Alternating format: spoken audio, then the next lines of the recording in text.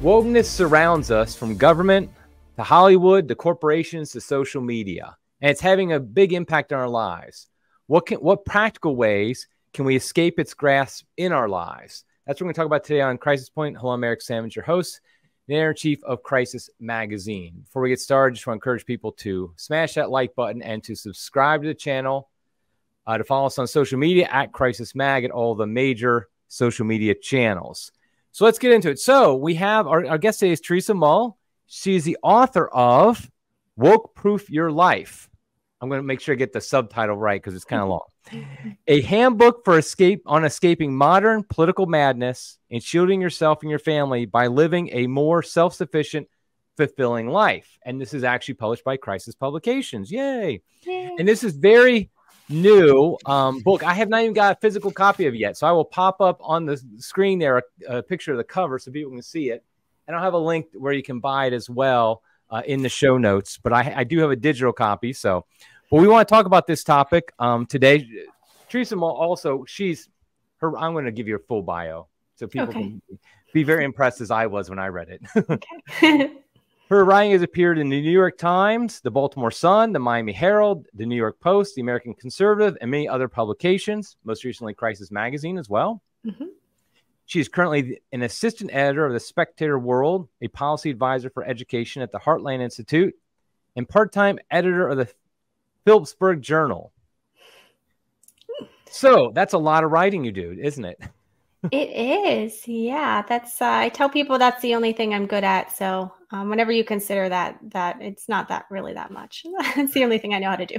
Well, it's good if you know how to do one thing well and just do it very well. I mean, that's good. Yeah. I like it. So, so I want to talk about then is this idea of wokeness and woke proofing your life. Your book, it was fascinating. I really enjoyed it. And a lot of the themes you talk about, we've talked about here on Crisis Point. So I want to get into that. But first, why don't we go ahead and define the term wokeness and what we mean by woke, because you will get pushback on this that, oh, right-wingers just call everything woke. What is it? You know, it's just something you don't like is woke. So what exactly do you mean when you talk about wokeness and woke proofing your life? Yeah, the definition I give in the book is a socio-political ideology that is characterized by the manipulation of noble goals for the purpose of controlling and destroying society. It's essentially just, it's a form of evil, and it's left-wing, radical left-wing ideology, political correctness on steroids. The reason I think those who are quote unquote woke get so upset whenever they see conservatives using woke to label all the bad stuff that they're trying to do as woke is because people are reacting to all the woke, to the woke agenda, to the woke movement. They're pulling back from it and they're rejecting it. And whenever you label it as woke, they're like, wait, no, this is supposed to be a tricky term. You know, it's vague. It's kind of, it sounds good. It sounds cool, but it's really a smokescreen for all of this evil stuff. But once you're able to define it and you're able to pinpoint what it is, which is evil, that's whenever you're able to combat it. So they don't want us to be able to define it. They don't want us to be able to really know what it's all about. So that's why it's important for people to know what it is. Yeah. So so I'm old enough to remember back when I was in college, this is the 1990s, political correctness was the term. And I remember like the college I went to, the mascot was Redskins. And there was a big push when I was there to change it to something not politically incorrect, as they called it. And so there was definitely a push back then, even back then, towards this idea of, okay, we have political correctness. We have to speak a certain way, especially on college campuses. How exactly did political correctness morph into wokeness? Because I feel like you said, it's political correctness on steroids. But when did that happen that it just all of a sudden became so much more destructive than it was even back in my day? Yeah, I think that's a combination of things. Affirmative action was maybe what we see as DEI, diversity, equity, and inclusion now. We had global warming back in the day. Now it's just all called climate change. Any sort of weather that is, not sunny and 75 is climate change, and it's everybody's fault, and we need to completely change our lives because of it. So these ideas are not really anything new. I would say what's caused them to explode and become so extreme is because they have been sort of percolating for many years. As you described, the concept was around, for several years now. But I think that COVID had a lot to do with how we see wokeness manifesting itself now.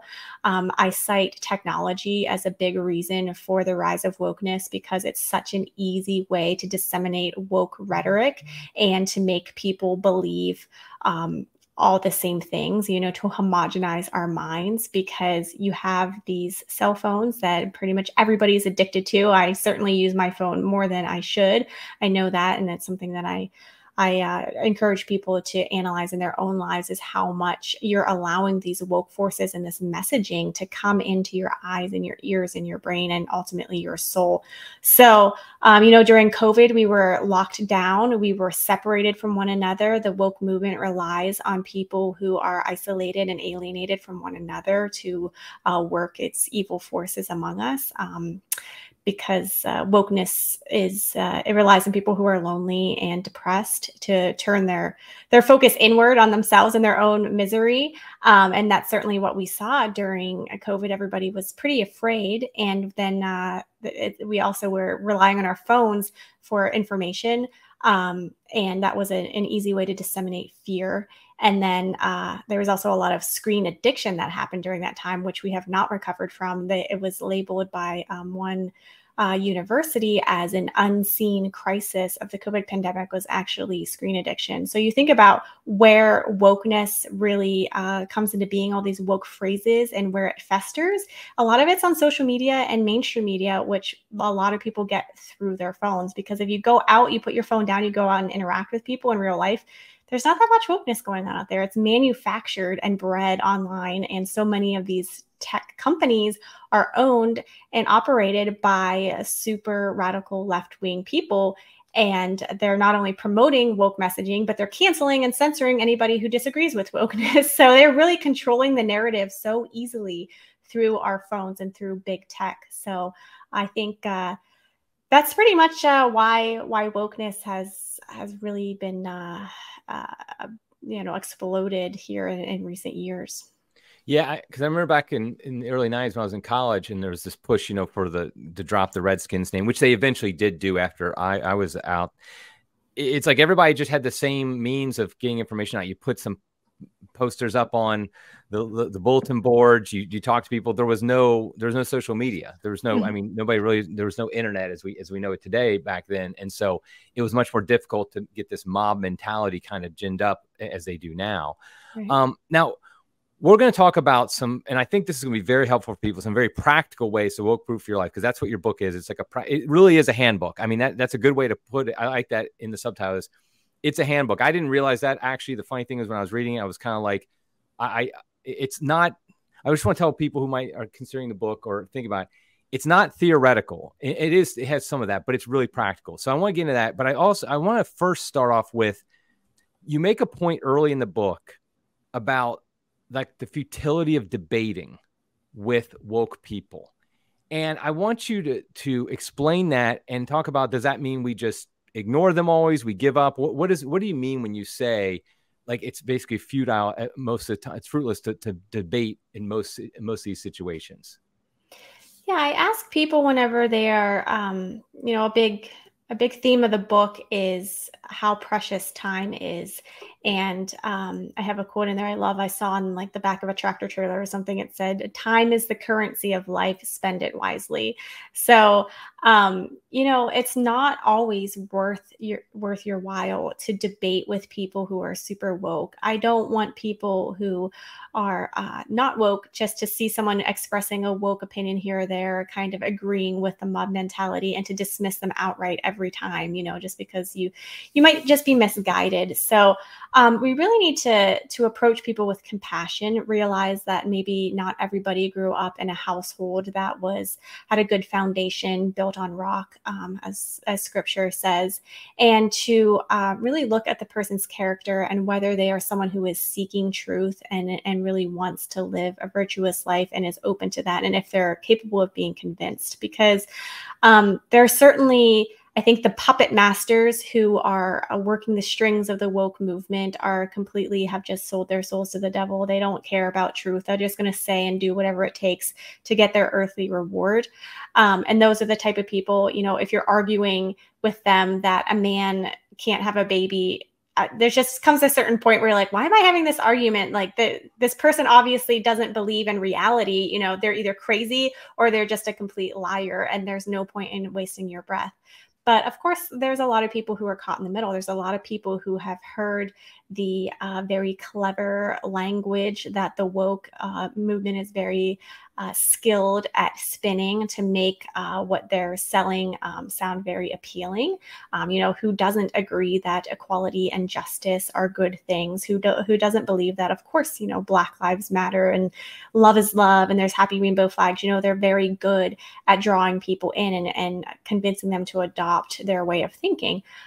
So keeping that in mind, you know, whenever you approach somebody, see how they react to the truth that you are telling them. And whenever you're debating them, you know, in a kind, gentle, gracious way, because you care about them and you do want to lead them to truth and to salvation, to ask the Holy Spirit to guide you. And if they're receptive, you know, to keep going. And if they just reject what you say because they don't want to hear it, they just want to put their rainbow flag up on their Instagram page and feel good about themselves and virtue signal and go off with their debauched lifestyle and be miserable, then you can dismiss them and move on and shake the dust. But yes, there's certainly a time and a place when you realize that people don't care about truth and all they care about is being basically heathens and hedonists. So I think it's pretty obvious if you've ever tried to debate somebody whether they're actually seeking truth and whether they're open to it and they want to find it.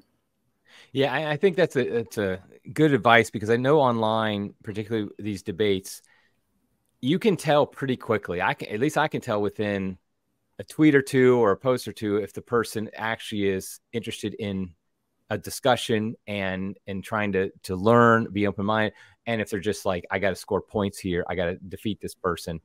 Now, do you think there's true? Like, I think there's part of this whole wokeness and like these wars we're fighting over, the culture wars. I feel like I'm not dismissing how important some of the issues are. Obviously, if some dude in a dress wants to go in the bathroom my girl's in, I'm going to fight. I'm not trying to dismiss that. However, would you agree that some of it does seem to be the elite, so to speak, are trying to create this, foment this unrest with us, between us, fighting, so we don't really look at them and they can continue to rule us? Because I've heard that argument before, and I find it very attractive that part of it is just a matter of they want to stoke this unrest between us so that we don't look at them. Because if we look at them, when we see some real serious problems in what's going on. Right. Yeah. The devil does his best work amid division and chaos. And these people who are orchestrating all of this division amongst us, they know what they're doing. They're pretty savvy. And the way that they succeed is by pitting us against one another. Exactly. You know, whenever you're fighting an enemy on the ground, you're not looking at the general who's telling them what to do or, you know, directing everybody else. So what comes to mind whenever you describe this situation is the climate change, quote unquote, climate change agenda, which I think is kind of a woke weapon that's not talked about enough or not recognized by people as really the true weapon that it is. Because the thing that gets me about climate change is that You know, people like Joe Biden will say this is like the number one threat to civilization. It's even worse than like nuclear bombs. And he's flying around in his airplane. He's doing nothing to change his life. Quite the opposite. Same thing with like Leonardo DiCaprio or Al Gore.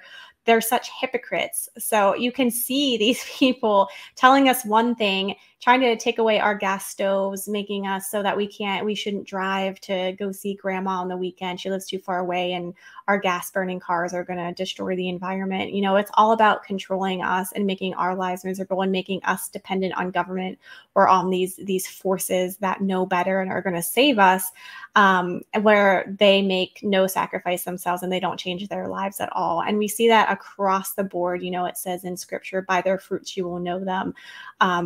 And what these false prophets are saying, they're not matching what they're doing. And it's obviously just so that they can have more control and more power and more prestige and all of these things that they are gaining while they're controlling the rest of us, and do as I say, not as I do. So that's a one I urge people to look at, you know, pull back the curtain a little bit on climate change, and you'll see kind of how the woke people operate across the board.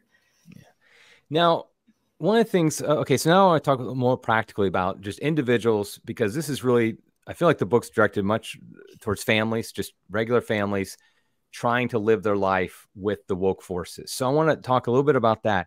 And what I really liked was at the beginning, very soon in the beginning, this one, I was like, okay, I know I'm going to like this book, because when you said the foundation was of a woke proof life is simplify and localize. Mm-hmm.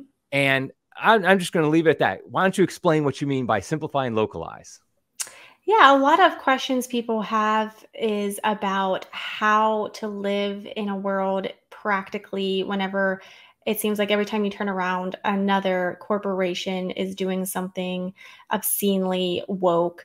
I have a list in the book of all the woke companies, and a lot of them are umbrellas that will own like a dozen other companies that you and I have come to rely on. We've been giving them our money for years. They're a part of American culture. They make amazing products and services that we love.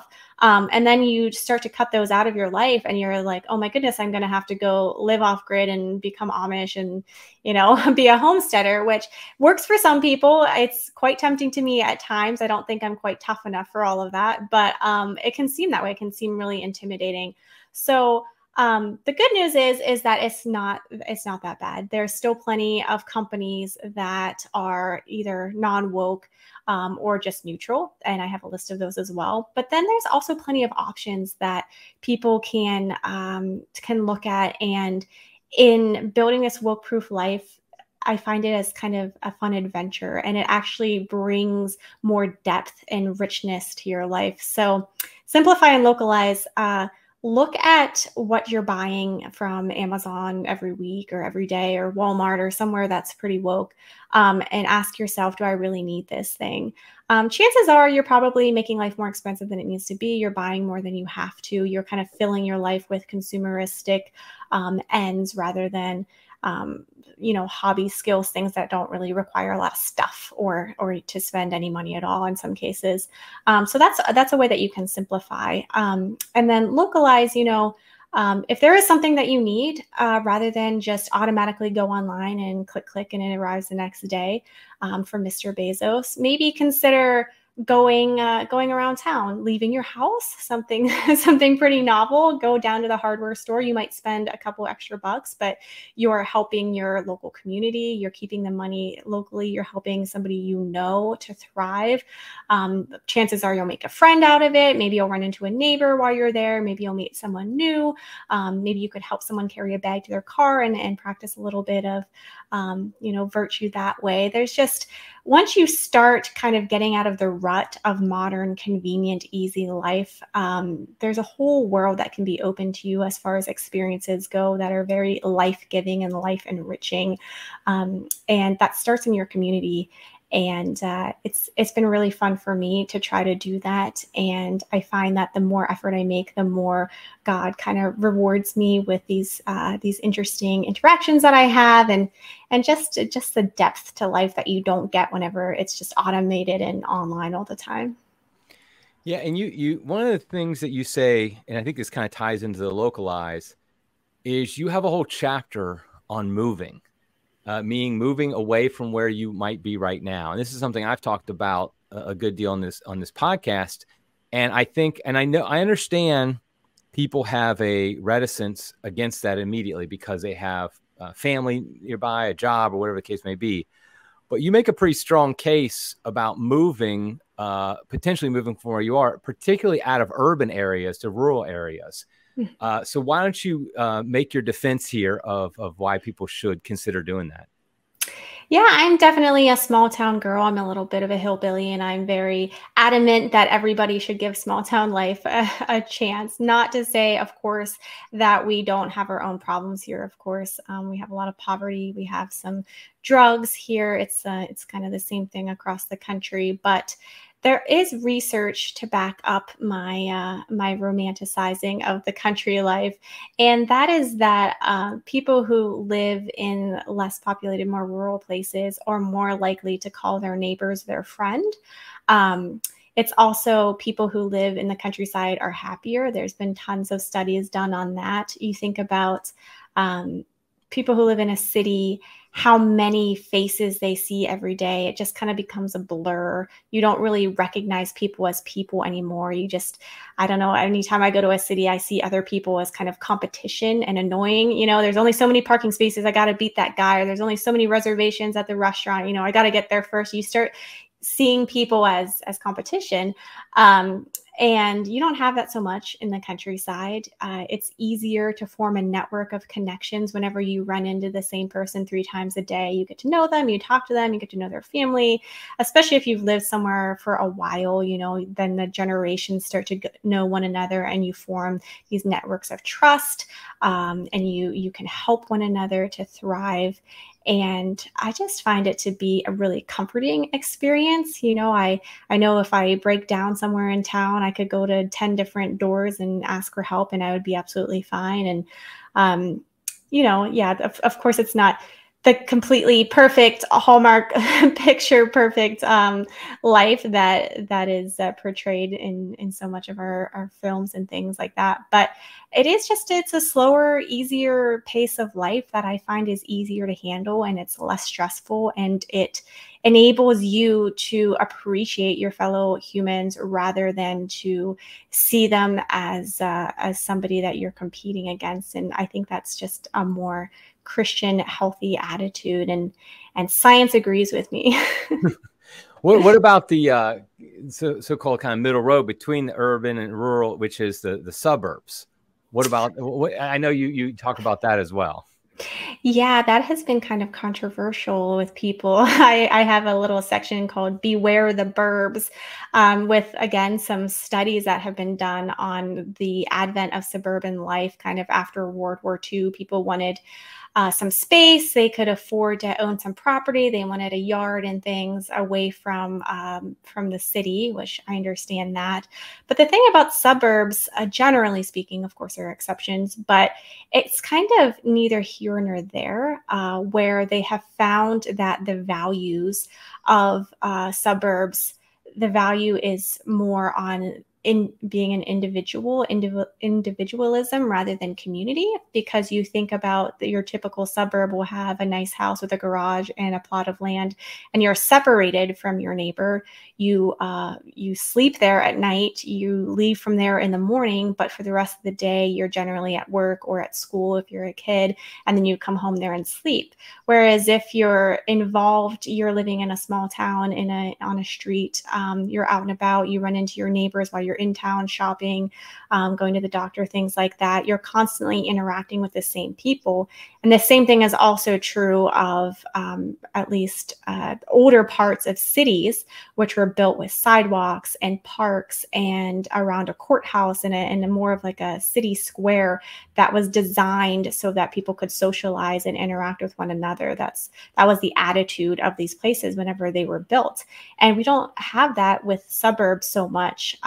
People still use maybe a city or a town for their resources, but they just go there and pop back to their home where they're isolated and kind of by themselves. So I do tell people to beware of the burbs. Of course, you can wolf-proof your life no matter what your situation is. And if you make a point to grow a community and to cultivate friendships and neighborliness, you can do that anywhere. But I just think small towns and also old parts of cities lend themselves to the sort of community that I have in mind, and that has been proven to make people happier. Yeah, one of the things about the suburb is, and this has been written about before, the phenomenon of we went from the front porch to the back deck. Mm-hmm. That you spend you know, the old house is built with the front porch because people walk by, you talk to them, you chat, you have conversations. Now, most houses are built with no front porch, but with a back deck where you hang out by yourself in your backyard with, you know, maybe your kids were, but that's it. You have no communication with, and a lot of times there's a fence, a privacy fence around the back too. Mm-hmm. So you're kind of telling the whole world, please don't have anything to do with me, which is kind of phenomenon that's most prevalent in the suburbs. Yeah. Now, recently we actually ran at Crisis an article on 10 of the best cities to raise a Catholic family. And one of the things we did was, and this annoyed a few people, we didn't include any what I would call really large cities. I think the largest city we include was Kansas City, which is like 300,000 or something like that, which is, you know, I consider a good sized city. I live outside Cincinnati, which is another one of the big cities. But then there was a number of smaller towns that were included in as well. And I got to ask you, first of all, so I'm going to put a link to that too, because I think that kind of ties into what you're saying about if you're thinking about moving, finding a different style, you can find some small cities there, particularly for Catholic families. But what would you say is a small city? How would you might define that differently than some people, the way I would or other people would. So what would you say is a small city? I don't know. I think my limit's about 50,000 people. Okay. Maybe somewhere in there. I live in central Pennsylvania, not too far from State College, which is where Penn State is. Right. And if it weren't for State College, we would really be in the middle of nowhere, which I'd be fine with. I'm sometimes glad that State College exists because they do have, you know, some top-notch doctors, research things, a little bit of culture, things like that. But it seems pretty big to me. I live in a town of about 3,000 people, and going over there, we kind of joke it's like going to the big city, but it's manageable still. It is growing, but they have everything you need. They do have culture, you know, fun restaurants and things like that, and nice little shops and stuff. But that's about as big as I really want to go. And the older I get, the smaller my tolerance becomes. You know, I actually lived in Washington, D.C. for a couple of years. I lived in the Dallas-Fort Worth Metroplex for college also, and kind of got that out of my system. And I just feel exhausted whenever I come back from a city. And again, the statistics show that people who live in cities are more stressed out and less satisfied with their existence than people who live in a slower pace kind of lifestyle. What about the argument, though, like you kind of mentioned it there, was in a smaller town, you're much less likely to have kind of cultural things for your kids to go to, like museums and art shows and things like that. Now, I have an argument against that, but I want to hear what your argument is. Like, what are they missing out on? Are they missing out on anything that's important? And is there a way around that? Or do we just kind of say, well, it's better in a smaller town for all these other reasons? Yeah, I interview a family in the book who were living down in Lancaster, which is right near Harrisburg and not too far from Philly. And the husband was working in construction, and during COVID, it was really, really booming down there. People were moving to Lancaster, and he was working all the time, and he was exhausted and actually having some health issues. He's a young, healthy guy, but he was having health problems because he was so stressed out and trying to keep up with the pace of work and the city life and all those things. And they moved up here to this area, closer to his family. They live on a farm back in the woods, and they're thriving now. But the mother, the wife of the family, was worried that her kids were going to miss out on all these experiences that they had down there in the city, those cultural things, playing on sports teams, music lessons, things like that. And that's certainly a concern. My advice to people is, you know, that's what trips are for. You know, if you save up and take your family maybe to the big city, most people, even if you do live in a little tiny hick town like I do, you know, Philadelphia is only like 4 hours away, Pittsburgh's 3 hours, you know, take a weekend trip with the family, visit museums. You can infuse your life with the culture. And though I do harp against big tech and the internet and screen time, it can be a blessing, of course, if we use it properly. And there's so many tools that you can bring culture into your life in a guarded, measured way, so you can expose your children to great art and music and all those sorts of things that way. And sometimes being challenged to experience culture can make you appreciate it even more, because I don't know, if I lived in DC and I didn't do like most of the museums and tourist things because I wasn't a tourist, I lived there. So whenever the weekends came around, I was like, oh, I just want to relax. I don't want to go out and deal with the crowds and the hustle and bustle at the museum. So I know my dad was the same way. He grew up in Philadelphia, like a few blocks from the Liberty Bell, and never saw it until he was like 40 because you just, I don't know, you take it for granted. So if you're forced to seek these things out, I think sometimes there is a deeper appreciation there. So yeah, what are your thoughts? You have your own ideas on that. Yeah, I think that ultimately the trade-offs are such that it's just not worth it. Because most of the what we call culture stuff has become so woke itself, that there isn't that much great culture stuff in cities. And here's a perfect example. My teenage daughter and I have been reading Shakespeare, and I thought it'd be great to take her to a Shakespearean play here in Cincinnati. Well, I look up the local Shakespeare theater, and they have one here. But of course, I make sure I do some research, and of course, they add woke elements into it. They don't just stick to Shakespeare. They have to change things and add inappropriate things, but also transgender messages and all that stuff. And so for me, it's like, even though Cincinnati's not a big city, it's a medium-sized city, I would say, but it still has things like that. It's very difficult to actually find the cultural type things that are worthwhile anymore, because they've been infected by the woke regime. And so I just don't know how much it's a benefit anymore to do that. I mean, I think probably the biggest like the one thing about bigger cities, like if your kids are into sports, a bigger town is helpful for that, because you have more, teams that and things like that. But how important is that? I mean, ultimately, compared to other things. So I kind of like your idea of if you make it a trip. I mean, I lived in the DC area for 10 years, and we went to visit the White House a month before we moved away, because we knew we're about to move away, and we did not go before then. And it was like, we've been there for 10 years, never once went down to visit until that. And that's only because we were leaving. And so I do think that there's the bigger cities, particularly the really big cities that have been captured, essentially, like a New York City, a Philadelphia, Washington, D.C., a Chicago, something like that. It just is getting harder and harder in my mind, to defend being able to raise a family there, because of all the wokeness that surrounds you every step you go.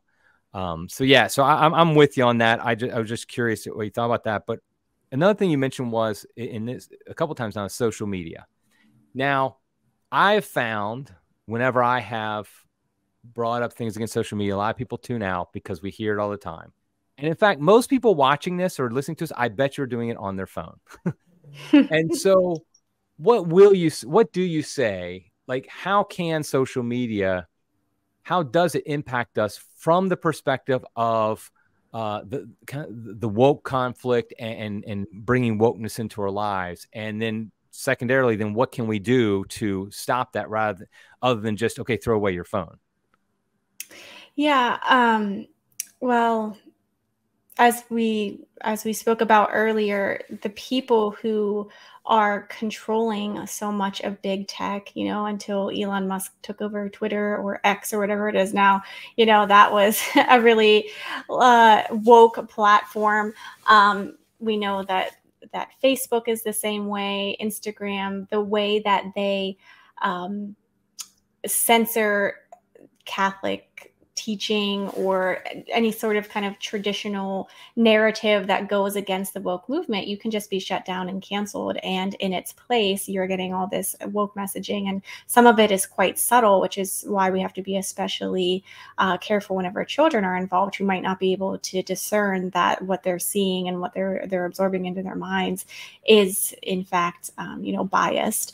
So I ask people to use technology as a resource and not a recourse. You know, we all use our phones more than we should. And just be aware of what you're allowing your eyes and your ears and your heart and your soul to absorb, because you can do it mindlessly. And there's a study that I cite in the book about how, I forget the exact term that's used, but it's basically whenever you see something repeated over and over, you kind of stop noticing it.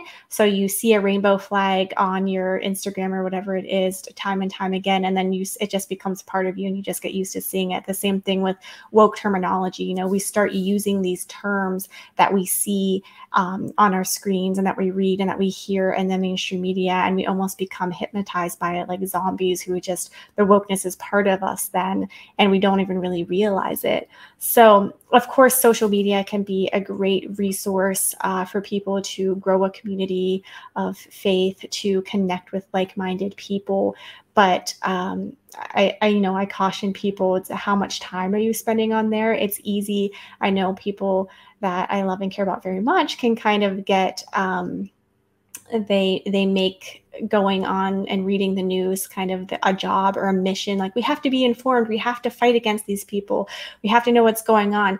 Yes, you do, but up to a point. You know, I advise people to put strict limits on themselves, like you would do anything. You know, if you were to go on a diet or trying to get healthier, to stick to a regimen of, you know, pick one TV show to watch a day for the news, maybe 1 hour a day, or choose, you know, 10 accounts that you're following on social media and get rid of the rest of them, and just really curate your technology use so that it is elevating your life and it's making you a better person, not just distracting you from life or making you constantly agitated, because we want our lives to be peaceful and purposeful.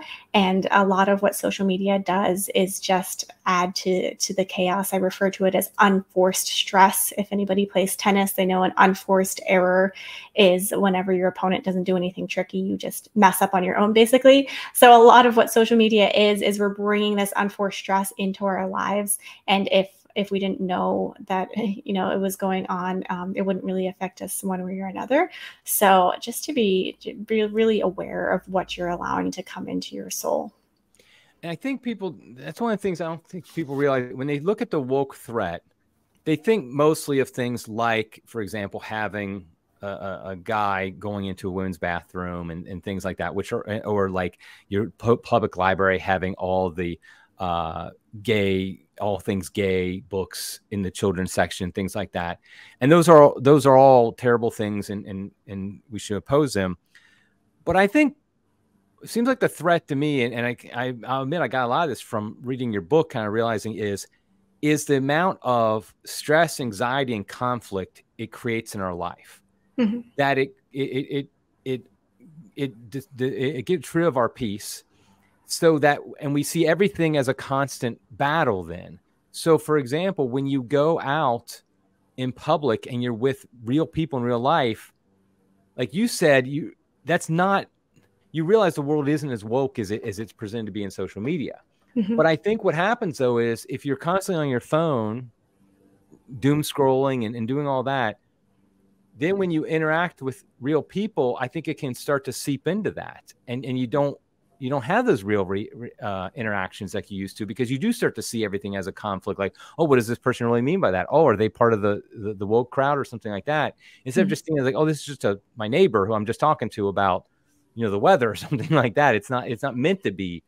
And I think that's a threat, a more subtle threat that we might not be as aware of.